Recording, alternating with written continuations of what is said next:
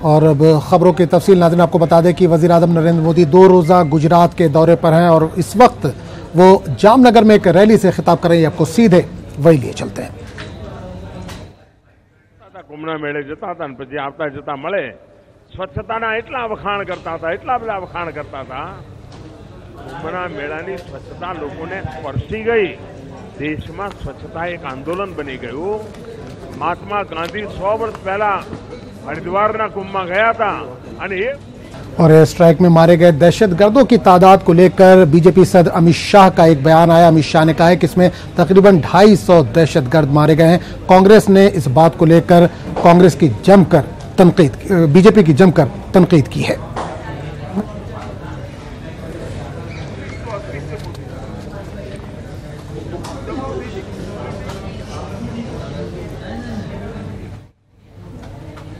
और इस पूरे मामले पर कपिल सिब्बल ने क्या कहा, आइए आपको सुनवाते हैं। कांग्रेस राज्यसभा सांसद कपिल सिब्बल हमारे साथ है बात करने के लिए। सिब्बल जी, एक बड़ा सवाल आपने उठाया है। सवाल ये कि अमित शाह को कैसे पता, जब सेना ने पीसी नहीं की, जब पब्लिक डोमेन में खबर नहीं आई कि आखिर बालाकोट में जो एयर स्ट्राइक हुआ उसमें कितने आतंकी मारे गए, फिर अमित शाह को जानकारी कैसे मिली? वो अंतर्यामी है, उनको सब जानकारी है। किसने बताया अमित शाह जी को? हमें तो बताएं। वो तो सरकार में नहीं है, वो तो केवल एक दल के अध्यक्ष हैं। और अगर प्रधानमंत्री जी ने उनको बताया तो वो भी हमें बताएं, और अगर सेना ने उनको बताया तो वो भी बताएं। इनको मालूम कैसे हुआ कि 250 आतंकवादी मारे गए? और अगर मारे गए तो मैं समझता हूं कि सारे देश को सुकून मिलेगा। जब हमारे सीआरपीएफ के 40 लोग मारे गए तो देश निराश था। इतना बड़ा हमला हमारे सैनिकों के ऊपर जो हमारी रक्षा करते हैं, हम चाहते हैं कि उसके जवाब में, जैसे सुषमा जी कहती थी कि 2 सर कटेंगे तो 6 लाएंगे, ठीक है ना? तो दिखाओ तो सही। और इसके ऊपर आप राजनीति क्यों करते हो? जो बहादुर अभिनंदन जी सरहद पार करके बहादुरी दिखा के एक MiG-21 के द्वारा एक F-16 को गिराते हैं, उन पे तो हमें नाज है और लानत है उन लोगों पे जो उस नाज के आधार पे कहते हैं कि हमने करके दिखाया। सरकार में ही मंत्री है एसएस अहलूवालिया, वो कह रहे हैं कि हम डराने के लिए ऐसा कर रहे थे पाकिस्तान के साथ। तो अमित शाह का बयान अलग, एसएस अहलूवालिया का बयान अलग, सेना की तरफ से कुछ नहीं कहा गया। लेकिन कांग्रेस पार्टी जब सवाल उठाती है तो सवाल कांग्रेस पार्टी पर उठती है, क्योंकि जब पिछली बार आप लोगों ने ही सवाल जब उठाया था, सबूत मांगा था सर्जिकल स्ट्राइक का, तो कहा जा रहा था कि कांग्रेस राजनीति करती है, सेना पर सवाल उठाती है। सबसे बड़ी राजनीति करने वाले लोग तो प्रधानमंत्री जी और अमित शाह हैं। जब से ये हुआ है, रोज के रोज या कोई ना कोई बयान देते हैं और कहते हैं कि हम लोगों ने करके दिखाया। ये राजनीति नहीं है तो क्या है? तो मैं समझता हूं को देखिए, ऐसा है कि अच्छे दिन तो ये भूल गए, अब तो अच्छे दिन की बात नहीं करते। चलिए अब मत बात कीजिए, सच्चे दिन तो ले आइए। साफ तौर पर कपिल सिब्बल जी का कहना कि अच्छे दिन तो चले गए लेकिन सच्चे दिन लेकर आए। अगर अमित शाह ये बयान देते हैं कि आतंकी मारे गए 200 से 250, तो आखिर वो चीजें सेना क्यों नहीं कह रही है? वो चीजें विपक्षी पार्टियों के सामने क्यों नहीं आ रही है? सेना के शौर्य पर राजनीति अगर कोई कर रहा है तो सरकार कर रही है। कैमरा पर्सन गौरव के साथ रंजीता झा, न्यूज 18 नेटवर्क।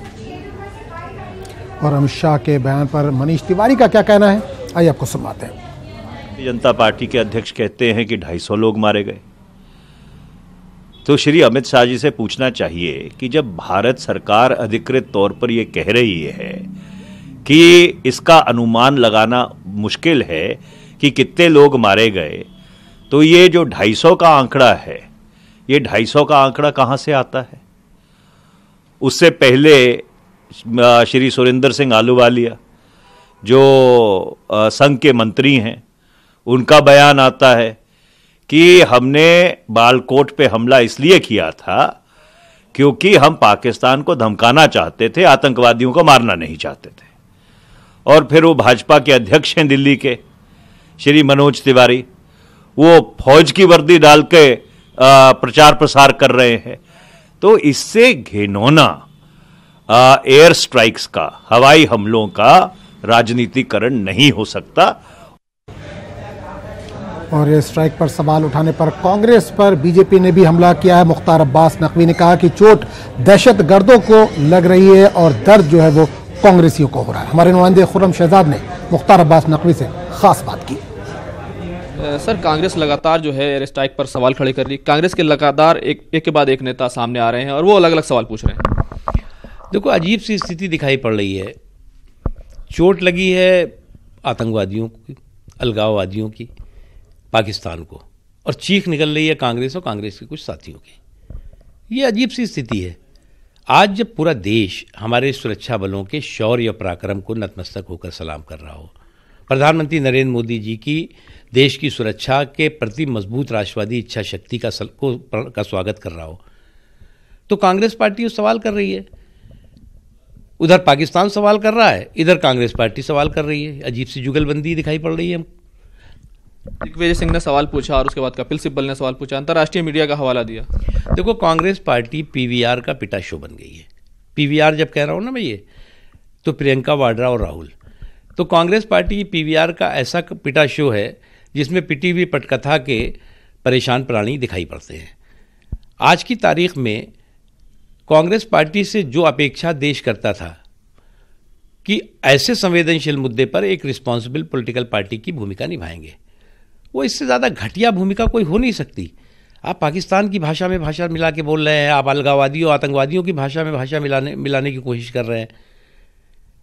ये बहुत ही दुखद और दुर्भाग्यपूर्ण है और कांग्रेस को इसका खमियाजा भुगतना पड़ेगा। अमित शाह जी ने कहा 250 का आंकड़ा है, लेकिन कांग्रेस ने कहा ये कहाँ है। अरे भैया, ये जैश ए मोहम्मद के लोग कह रहे हैं कि घुस घुस कर हमारे सुरक्षा बलों ने इनको ढेर किया है। कैमरामैन जगदीश गौतम के साथ खुर्रम शहजाद, न्यूज़ 18 दिल्ली। तो इलेक्शन कमीशन की एक टीम श्रीनगर पहुंच चुकी है। 2 दिन का उसका ये दौरा है। 2 दिन तक ये इंतखाबात की तैयारियों का यहाँ पर जायजा लेगी। इलेक्शन कमीशन की टीम में chief election commissioner Sunil Arora के साथ साथ इलेक्शन कमिश्नर सुशील चंद्रा और अशोक लवासा भी शामिल हैं। बताया जा रहा है कि ये टीम रियासत की कई सियासी पार्टियों के नुमाइंदों और सरकारी अफसरों से मुलाकात करेंगी। चीफ इलेक्शन कमिश्नर श्रीनगर में 12:30 बजे से लेकर 2:15 तक होटल में सियासी पार्टियों के रहनुमाओं से अलग अलग मुलाकात करेंगे। इसके बाद ये team divisional commissioner of Kashmir और Ladakh, Kashmir range inspector general of police, 12 जिलों के डिप्टी कमिश्नरों के साथ साथ 15 जिलों के पुलिस हुक्काम के साथ सिक्योरिटी के हवाले से गुफ्तगू करेंगी।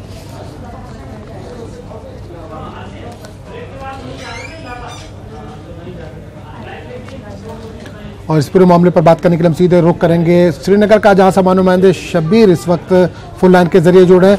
शब्बीर, चीफ इलेक्शन कमिश्नर की टीम श्रीनगर पहुंच चुकी है। 12:30 बजे से उनकी मीटिंग का सिलसिला शुरू होना था। क्या मीटिंग का सिलसिला शुरू हो चुका है वहां पर?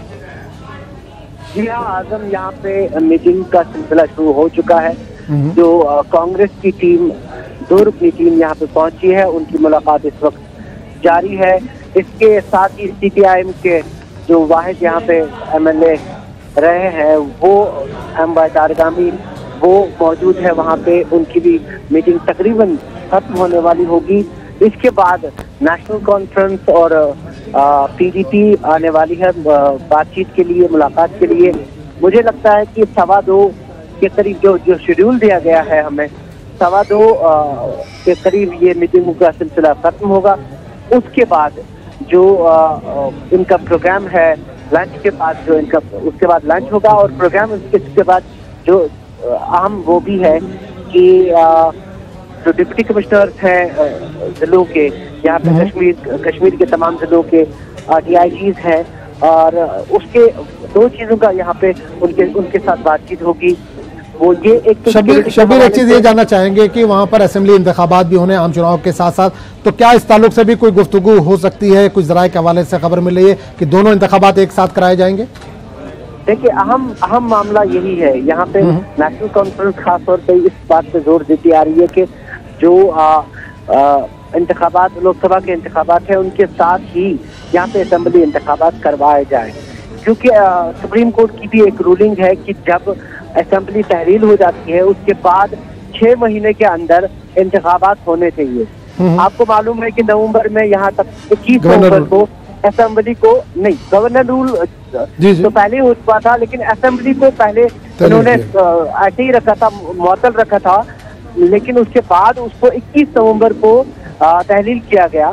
तब से अभी तक मई में, उस हिसाब से मई तक इंतखाबात, यहाँ पे 21 मई तक इंतखाबात होने चाहिए। तो इस हिसाब से ये लगता है कि इस पे बातचीत होगी। अब कुछ पार्टियों का इस पे जोर है कि ये इंतखाबात एक साथ होने चाहिए। अब ये देखना होगा, ये कल ही पता चल पाएगा। मुझे लगता है कि परसों पता चल जाएगा, क्योंकि यहाँ से जाके जम्मू में मीटिंगें होनी है और पार्टियों से, उसके बाद जो सिक्योरिटी रिव्यू होगा, ओवरऑल सिक्योरिटी रिव्यू होगा, उसके बाद ये जाके दिल्ली में ऐलान करेंगे कि क्या इंतखाबात किस तरह होंगे और क्या असेंबली इंतखाबात और लोकसभा के इंतखाबात साथ होंगे या नहीं। आजम, बिल्कुल शब्बीर, एक चीज और जानना चाहेंगे कि क्या सभी जमातें तैयार दिख रही हैं इंतखाबात के लिए या कुछ टाल मटोल कर रही हैं अभी?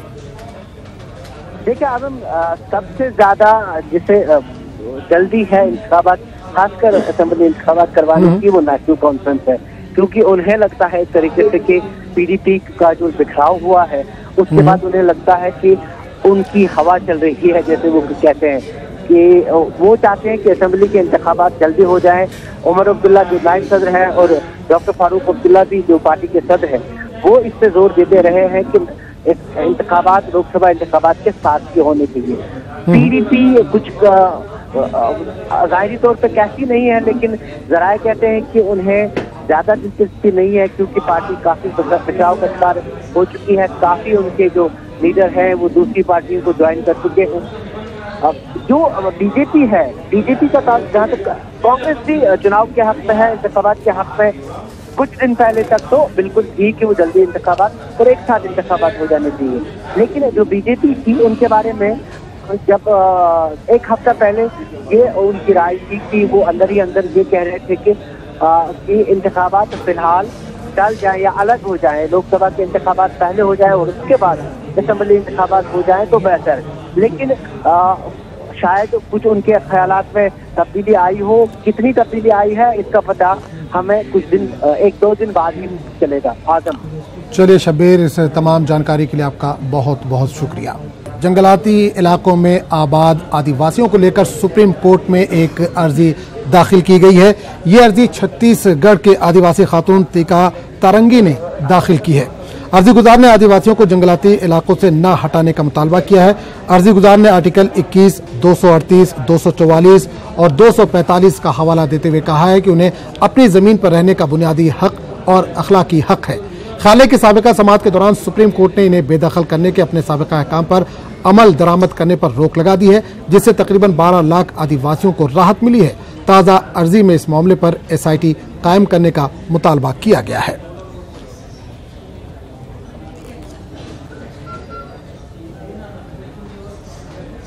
हरियाणा के IAS अफसर अशोक खेमका एक बार फिर सुर्खियों में। हरियाणा के मनोहर लाल खट्टर सरकार ने अशोक खेमका समेत 9 IAS अफसर का तबादला कर दिया है। 27 बरस के करियर में अशोक खेमका का ये 52वां ट्रांसफर है। 15 महीने पहले ही खेल से जुड़े एक महकमे में इन्हें तैनात किया गया था।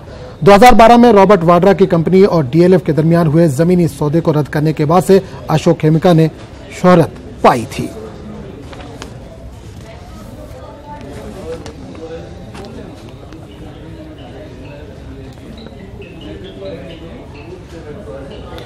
जम्मू कश्मीर के जिला पुंछ में LOC के करीब चंद दिन कबल पाकिस्तान ने जबरदस्त गोलाबारी की थी, जिसके बाद लोगों को वहां से एक स्कूल में मुंतकिल किया गया। लोगों का कहना है कि उन्हें महफूज मकामात पर शिफ्ट किया जाए या कहीं पर जगह दिया जाए, वरना वो वापस अपने इलाकों में नहीं जाएंगे। पेश है रिपोर्ट।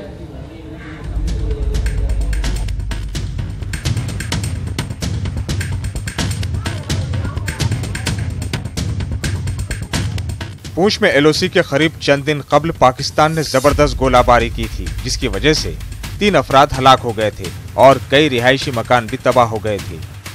जिला इंतजामिया ने सलोत्री गांव के लोगों को LOC से 7 किलोमीटर दूर एक हाई स्कूल में मुंतकिल किया। इन लोगों ने इंतजामिया की जानिब से की गई मदद की काफी सताइश की। उन्होंने ये भी कहा कि इंतजामिया ने हमारा बहुत ख्याल रखा, मगर सर्दी की वजह से इन लोगों को काफी मुश्किलात का सामना है। कई तरह की मुश्किलात से 2-4 इन लोगों का कहना है कि हमें अपने घरों को छोड़कर यहाँ रहना पड़ रहा है। इन्होंने ये भी कहा है कि इनकी जानें वहाँ महफूज नहीं थी। स्कूल में पनाह लिए हुए ये लोग अब अपने घरों को वापस नहीं लौटना चाहते हैं। जी, ये गोलाबारी जो हुई है उसमें हमारे घरों में बहुत नुकसान हो गया। मेरा तो पूरा परिवार जो है वो मौके पर ख़त्म हो गया और एक लड़का मेरा जो है जम्मू हॉस्पिटल में दाखिल है। स्कूल में है, स्कूल भी टीन वाला है, सर्दी का मौसम है, हमारे बच्चे भी ठंडे हो रहे हैं। ये तो परेशानी है ना। अपने घर का मसला और होता है, कहीं बाहर चले जाओ तो फिर परेशानी होती है। इसलिए हमारी हुकूमत से ये गुजारिश है, हमें 2-4 मरला प्लाट मिलना चाहिए। वहाँ बॉर्डर में हम नहीं रह सकते, नहीं तो इस स्कूल को हम नहीं छोड़ेंगे, मर जाएंगे यहाँ इसी स्कूल में रहेंगे। घर से जब निकले तो यहाँ परेशानी है। सर्दी भी का मौसम है, बच्चे हैं मेरे, ये आप देख रहे हैं। तो आप मेरे घर पे वो बम गिरा, मेरा घर भी पूरा ख़त्म हो गया। इसलिए मैं डीसी साहब से ये रिक्वेस्ट करूँगा कि हमें किसी सेफ्टी जगह में 4-4, 5-5 मरले प्लाट दिया जाए। हम वहाँ नहीं रहना चाहते हैं। जब तक हमारा ये मुद्दा नहीं पूरा होगा, हम ये स्कूल भी जैसा कैसा मुसीबत भी है, हम यहाँ ही रहेंगे। इन अफराद का कहना है कि अगरचे यहाँ इन्हें काफी मुश्किलात का सामना है, लेकिन वो अब अपने घरों को लौटना नहीं चाहते। इन लोगों ने जिला इंतजामिया से ये मुतालिबा किया है कि उन्हें किसी महफूज जगह पर जमीन फराहम की जाए। अगर इंतजामिया ने कहीं और नहीं बसाया तो वो ये स्कूल छोड़कर नहीं जाएंगे। न्यूज़ 18 उर्दू के लिए पूंछ से मुनीश शर्मा की रिपोर्ट। और कर्नाटक में कांग्रेस के लिए बुरी खबर है। गुलबर्गा से ताल्लुक रखने वाले कांग्रेस के लीडर ने, एमएलए ने पार्टी छोड़ दी है और उम्मीद की जा रही है कि वो जल्द ही बीजेपी में शमूलियत अख्तियार कर सकते हैं। आपको बता दें कि कर्नाटक में जिला गुलबर्गा के तालुका चिंचोली के रुकन असेंबली डॉक्टर उमेश जाधव ने कांग्रेस पार्टी को खैराबाद कह दिया है।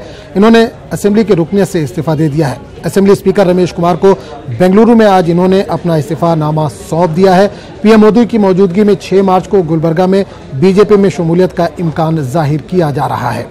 उमेश जाधव बीजेपी के टिकट पर गुलबर्गा से कांग्रेस लीडर मल्लिकार्जुन खड़गे से मुकाबला कर सकते हैं।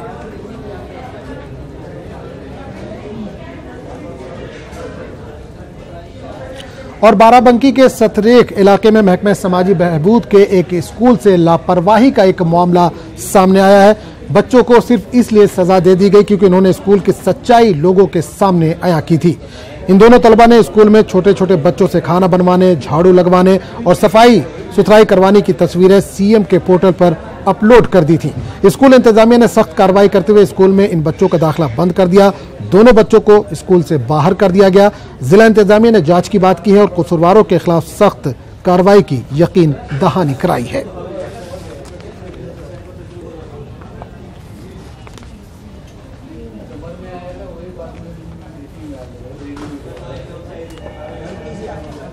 बात थी उसको लेकर के बच्चों ने बहुत हाईलाइट किया। इस पर डीएसडब्ल्यू ने, अधीक्षक ने और डिप्टी डायरेक्टर ने जो डिसीजन लिया है कि बच्चे घर से आकर के एग्जाम देंगे। अधिकारियों का डिसीजन है और हम लोग अंडर में हैं जी, तो उन अधिकारियों की बात मानेंगे, उन अधिकारियों के अनुसार चलेंगे कि अपने मन से हमको कोई डिसीजन लेने का पावर। और अमेरिकी रियासत अलाबामा में शदीद तूफान आया है जिसकी वजह से 22 अफराद के हलाक होने की खबर आ रही है, जबकि मुतअद्दिद अफराद इसमें जख्मी बताए जा रहे हैं। बताया जा रहा है कि इस तूफान की वजह से कई इमारतें तबाह हो गई। हालांकि अभी तक इस बात का पता नहीं चल पाया कि कितने अफराद इस तूफान की वजह से जख्मी हुए हैं। हालांकि कुछ मीडिया रिपोर्टों के मुताबिक तूफान से 22 लोगों की मौत हुई है जबकि 40 अफराद जख्मी हुए हैं। तूफान की वजह से सड़कों पर गाड़ियों की आमदोरफ्त मुतासिर हो गई है। ये भी बताया जा रहा है कि आज तूफान मुतासर इलाकों में तमाम स्कूली इदारे और कॉलेज बंद रहेंगे।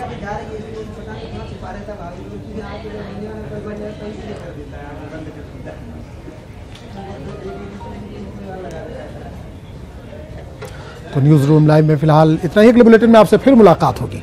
आदाब।